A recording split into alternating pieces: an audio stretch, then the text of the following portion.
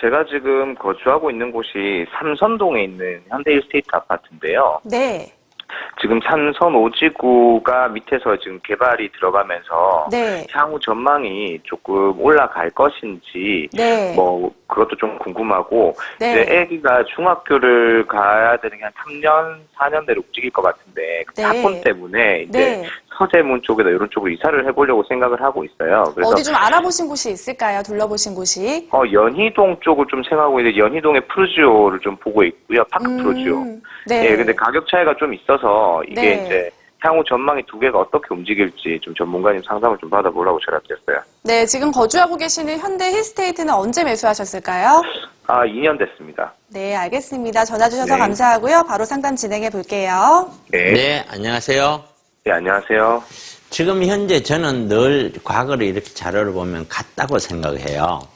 아파트는 조금 전에 우리 상담하시는 분 혹시 얘기 들으셨죠? 예, 들었습니다. 지금 우리 시청자분도 별반 차이 없다고 저는 봐요.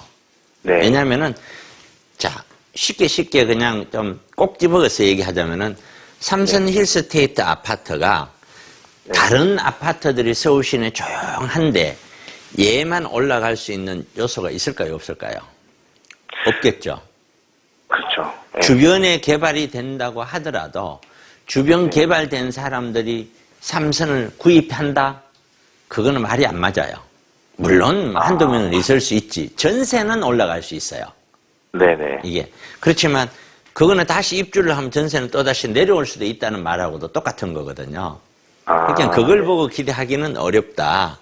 네네. 그럼 결국에는 2년 전에 매수라고 하는 거는 예를 들어서 가장 가격이 핫하게 올라가는 그 시점에 해서 좀 올랐을 텐데 네. 가장 중요한 거는 자, 여기서부터 여기까지 가격이 오르는 가운데 거래가 도대체 얼마나 많이 돼서 거래가 올라갔느냐. 네네. 그리고 지금 21년도에 와서는 도대체 거래가 몇 건이나 되고 있나. 네. 왜 올라갈 때도 거래량이 중요하고 네. 항상 거래량은 반드시 중요해요. A라는 아파트가 1년 동안 2건 거래해서 3억이 올랐다. 그러더니 그 다음에 한 건 거래해서 또 3억이 올랐다. 그럼 그것이 6억이다. 이렇게 데이터상은 나오지만 네. 사실상은 그 6억이라는 것은 신뢰하기 힘든 거죠. 거래량을 본다는 것은 그 가격을 얼마나 신뢰할 수 있나, 네. 믿음이 가는 가격인가 아닌가를 보는 거거든요. 네. 그러면 이 아파트 같은 경우는 입지 여건이나 기타 등등을 다 보더라도 사람들이 그렇게 좋은 입지 여건은 절대 못 돼요. 네네. 이게. 그렇기 때문에 가격대가 일반적인 역세권의 여건 좋은 것보다는 매덕이 저렴할 수밖에 없어요. 네네. 매덕이 저렴한데 가격이 올라가는 거는 가격에 부담을 느껴서 조금이라도 좀 저렴한 아파트를 찾아오시는 분들 때문에 올라가는 거예요. 네. 그러면은 그 가격에 대한 부담이 어느 정도까지 가면은 더 이상은 아우 이 정도 되면 나는 안 하겠어 하는 시점이 올 거 아니에요. 네네.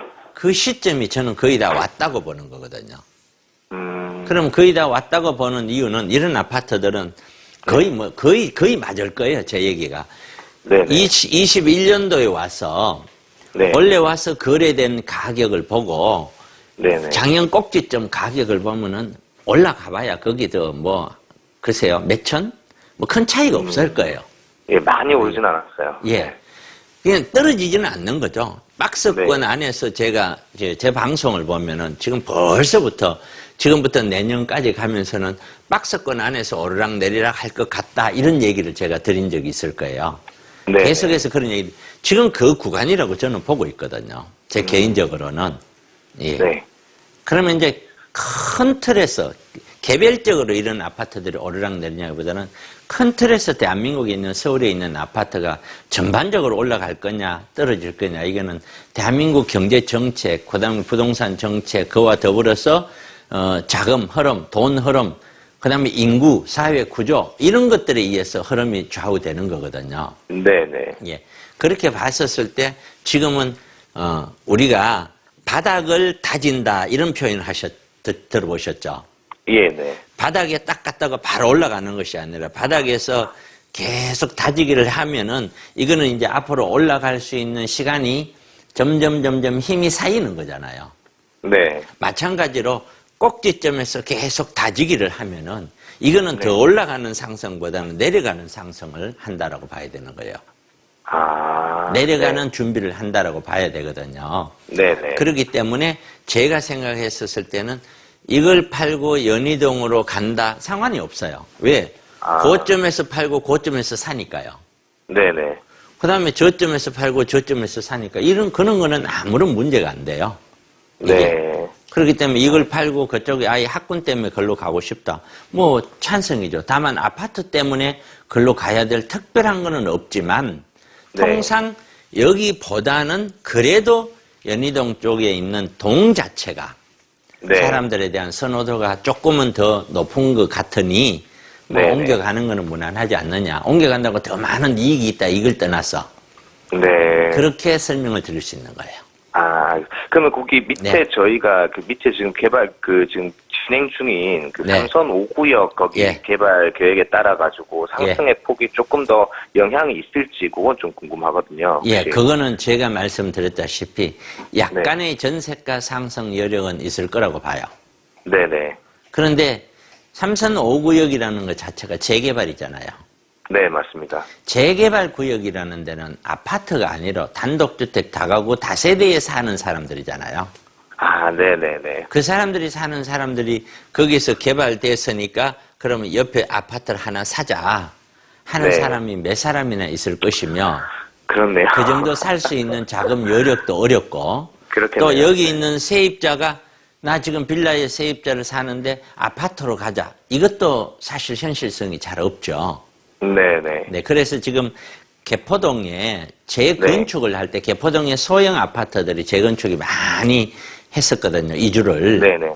이주를 할 때 주변에 아마 전세 가격이 폭등이 될 거다라는 얘기가 있었어요. 좀 꽤 된 네. 시점. 그런데 제가 판단했었을 때는 저는 그렇지 않다라고 얘기를 했거든요. 네. 효과는 있어도 크게 그 사람들이 옆에를 사주지 않겠느냐. 그러면 많이 올라가지 않겠느냐. 저는 그거와 그거는 다르다라고 제가 설명을 했었거든요. 그게.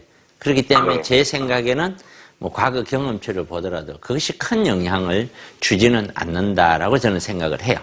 아, 네. 예. 네. 고맙습니다. 네, 알겠습니다. 감사합니다. 네.